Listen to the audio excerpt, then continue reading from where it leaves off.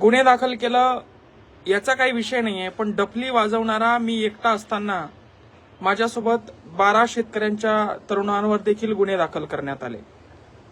डफली मी वाजवली, प्रशासनाला जागा करण्याचं काम मी केलं, पण गरीब शेतकऱ्यांच्या पोरांवर देखील गुन्हे दाखल केले।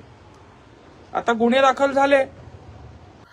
सरपंच मंगेश साबळे यांच्यावर गुन्हा दाखल झालेला आहे आणि लवकरच त्यांना अटक सुद्धा होणार आहे का? नेमका मंगेश साबळे यांच्यावर गुन्हा कशामुळे दाखल झाला, का दाखल झाला? मंगेश साबळे यांच्या बरोबर अन्य 12 लोकांवर सुद्धा गुन्हे दाखल झालेले आहेत आणि नेमके गुन्हे कशामुळे दाखल झालेत हे स्वतः मंगेश साबळे यांनी सांगितलंय। ते नेमकं काय म्हणतात बघा हा व्हिडिओ। नमस्कार मित्रांनो, मी आपला मंगेश साबळे। परवा जे आंदोलन झालं, डफली वादक प्रशासनाचा निषेध म्हणून, उपोषणाची दखल म्हणून आम्ही ते आंदोलन केलं। त्या अनुषंगाने आमच्यावर 353 सारखे सरकारी कामात अडथळा म्हणून गुन्हे दाखल देखील करण्यात आले। तर गुन्हे दाखल केलं याचा काही विषय नाहीये, पण डफली वाजवणारा मी एकटा असताना माझ्यासोबत 12 शेतकऱ्यांच्या तरुणांवर देखील गुन्हे दाखल करण्यात आले। डफली मी वाजवली, प्रशासनाला जागा करण्याचं काम मी केलं, पण गरीब शेतकऱ्यांच्या पोरांवर देखील गुन्हे दाखल केले। आता गुन्हे दाखल झाले। सरकारला जाब विचारण्यासाठी आम्ही गेलो। आमच्या टॅक्समधून, आमच्या करामधून पगार घेणाऱ्या हरामखोर अधिकाऱ्यांना जाब विचारण्यासाठी गेलो। त्यांनी आमच्यावर गुन्हा दाखल केला।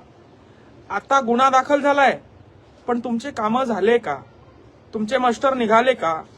तुमचा पेंडिंग असलेला निधी तुमचा निघाला का? हे सगळं बघण्यासाठी व या भोकरदन शहरातील दादागिरी संपवण्यासाठी उद्या सकाळी ठीक 11 वाजता तहसील कार्यालय भोकरदन या ठिकाणी मी येतोय।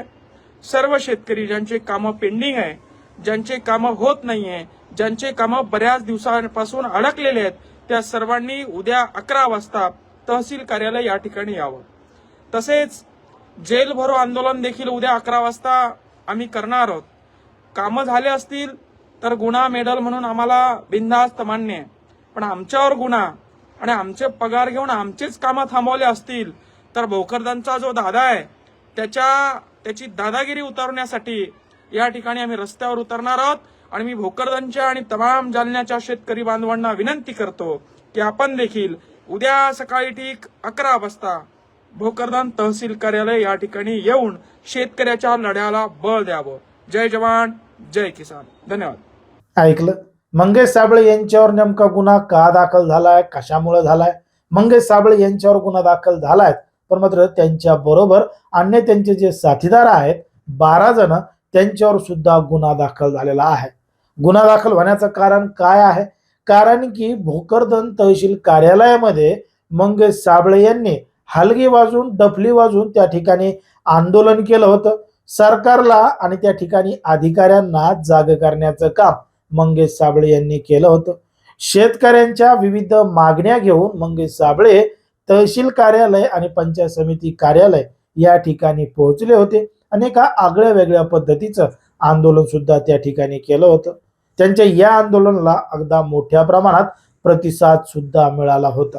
म्हणूनच त्या ठिकाणी मंगेश साबळे यांच्यावर आणि त्यांच्या सहकाऱ्यांवर त्या ठिकाणी गुन्हा दाखल करण्यात आलेला आहे आणि गुन्हा दाखल करून त्यांच्यावर कारवाई सुद्धा केली जाणार आहे।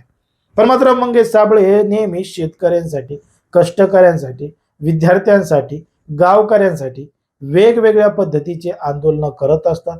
सरकारला असेल, सरकारी अधिकाऱ्यांना असेल, जाब विचारण्याचं काम करत असतात। त्यांच्या आंदोलनाच्या माध्यमातून आतापर्यंत अनेकांना न्याय मिळाला आहे। मंगेश साबळे यांच्या आंदोलनाचा फायदा आतापर्यंत बऱ्याच वेळा झालेला आहे। मग याच मंगेश साबळे यांच्यावर अशा पद्धतीनं गुन्हे दाखल करून मंगेश साबळे यांचा आवाज दाबण्याचं काम केलं जात आहे का? अशा पद्धतीचा प्रश्न काही जणांनी उपस्थित केला आहे। याच कारणामुळे मंगेश साबळे हे आता पुन्हा एकदा भोकरदन तहसील कार्यालयासमोर मोठा मोर्चा काढणार आहेत आणि त्या मोर्चामध्ये जास्तीत जास्त संख्येनं सहभागी होण्याचं आवाहन सुद्धा मंगेश साबळे यांनी केलेलं आहे। आता मंगेश साबळे हे ज्या पद्धतीनं आंदोलन करत असतात, त्यांच्यावर वेगवेगळ्या प्रकारचे गुन्हे दाखल होत असतात, पण तरी सुद्धा मंगेश साबळे या कुठल्याही गुन्ह्यामुळे ते मागं हटत नाहीत, उलट अजून जोशानं पुढं येतात आणि ते त्यांचं काम चालू ठेवतात.